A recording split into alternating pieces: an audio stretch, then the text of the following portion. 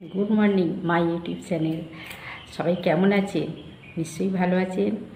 তো আমিও ভালো আছি। আমার ব্লগিংটা এখন থেকেই শুরু করলাম। এখন সকাল 6টা বাজে। আমি সকালে ফ্রেশ হয়ে ঠাকুর ঘরে ফুল টুল তুলে দিয়ে আর বসেছি। তো চা করে এনেছি পায়েল। তো চাটা আজকে আর আমি আর পায়েল খাবো না, পিছনের বাপি খাবে।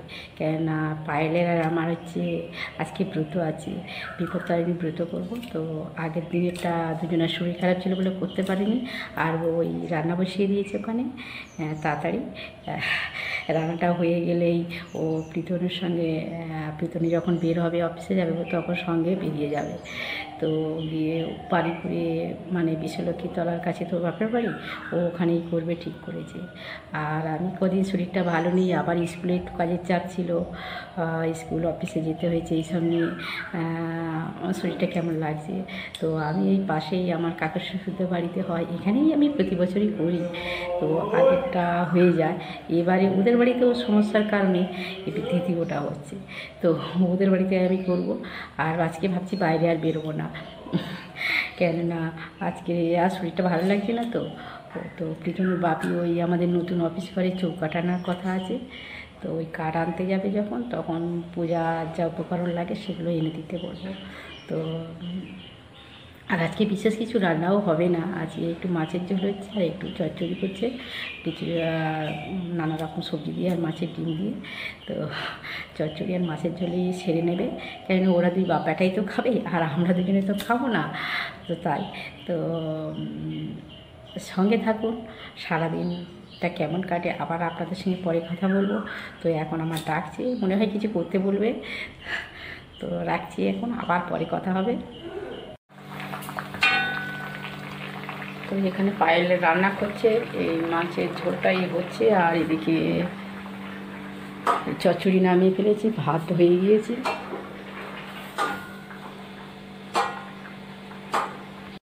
এগুলো দিয়ে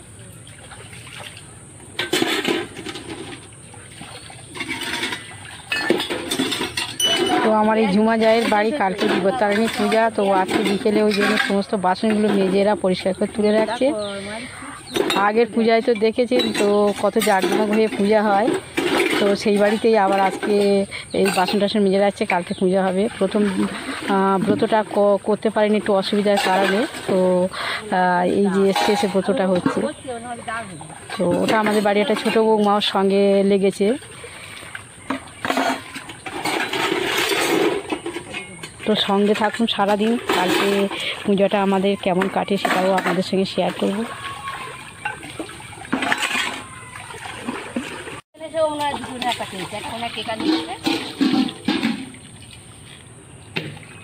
তোমার তো পিতলের থালা অনেকগুলো এখন দেখছি, পুষ্পপাত্র।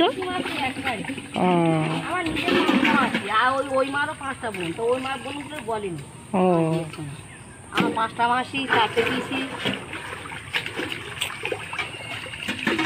বালতি দিয়েছিলেন 26টা, কালি 4টে বালতি, 2টো বালতি দিয়েছে এত বড় করে। আমার ঠিক মনে শাশুড়ি কাজের সময় আসেনি, মনে মা আসেনি, আমার মেয়ে মাসি দিয়ে নৌতো পাঠিয়ে দিয়েছিল। মেয়ে মাসি আর ছোটো মাসির বাড়ি এক জায়গা। হ্যাঁ কালি কি কালি হতো, ওগুলো নেবে কি করে? একটু হাতে তুলে দাও আর কি হয়।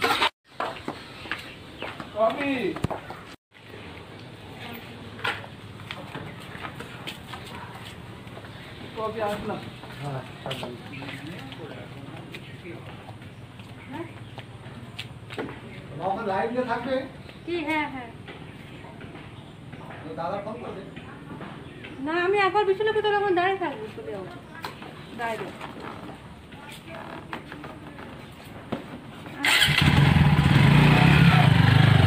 তো পিছনে পায়ে বেরিয়ে গেল।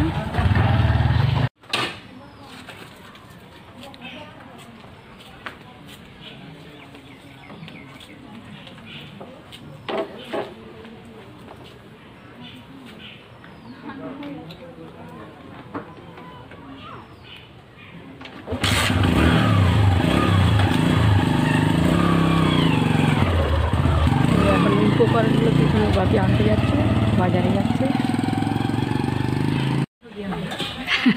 আমার ছবি বানাতে হবে, আমার নাম অনেক হয়ে ও অনেকক্ষণ বসেছে রিনা এমনিতে। কটার সময় রিনা? 8টার দিকে। ছোটো বৌমাও তখন থেকে ছিল, ভাজা টাজাগুলো করছিল, আমি তখন ওই ওখানটায় এসে দেখছি। তো এই পূজার একটা বিশেষত্ব আছে। এই পূজা এইরকম লাল ডুরি মানে সুতো, গুলি সুতো নিয়ে আর ডোর করতে হয় এইভাবে, যেভাবে আমি করেছি। তো এই ডোরগুলো 13টা গিট্টি আছে, 13টা দুর্বা আছে, আর 13 খেয়ে সুতো আছে।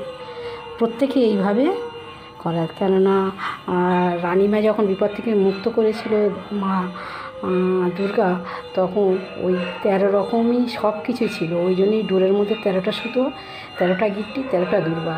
আর যে ফল প্রসাদী, প্রত্যেকটা ফল যা কিছু সব 13টা, কাঁচা টাকাও 13টা লাগে, 13টা লুচি আর 13টা নারকেল নাড়ু, সব কিছুই ভোগের মতো সব 13টা করে দিতে হয়।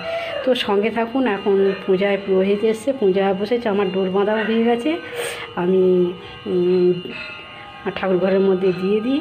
আর আমার দেওর তো আগের দিনই সব ফল টল কিনে এনেছে, তা আমি একটু মিষ্টি নিয়ে ওর মধ্যে এখন দেবো। আর বাড়ির পূজা তো সকাল থেকেই কাজকর্ম করতে হচ্ছে, তো সঙ্গে থাকুন।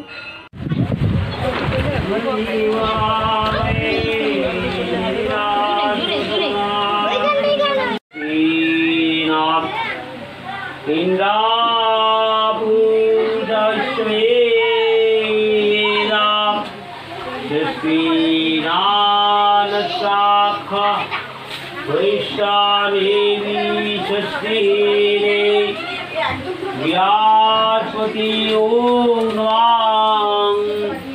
गणनान्दां गणापतिं हवामहे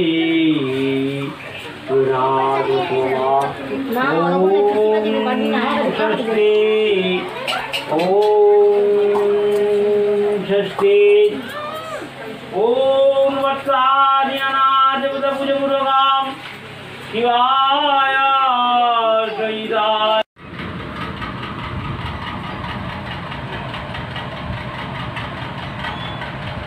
আমাদের পূজা শেষ করতে প্রায় 3টে 10-15 মতো বেজে গেল। তো তারপরে আবার একটু প্রসাদ খেয়ে, জল খেয়ে একটু রেস্ট নিচ্ছিলাম।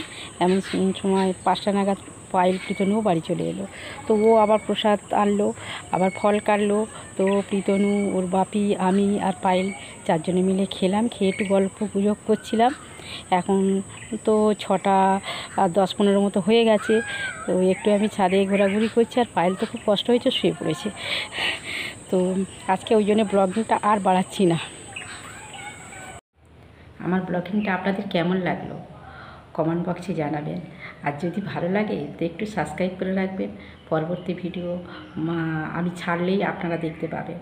আর যারা সাবস্ক্রাইব করে আমার চ্যানেলটা রেখেছেন, আমার সঙ্গে আছেন, তাদের তো অনেক অনেক ধন্যবাদ। আর যদি ভালো লাগে, যারা করেননি তারা একটু সাবস্ক্রাইব করে রাখবেন, একটু লাইক করে দেবেন, আর বন্ধুদের মধ্যে শেয়ার করে দেবেন।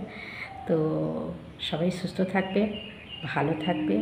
আবার পরবর্তী ব্লগিংয়ে আপনাদের সঙ্গে আমার দেখা হবে। ততক্ষণে সবাই সুস্থ থাকবেন। তো টাটা।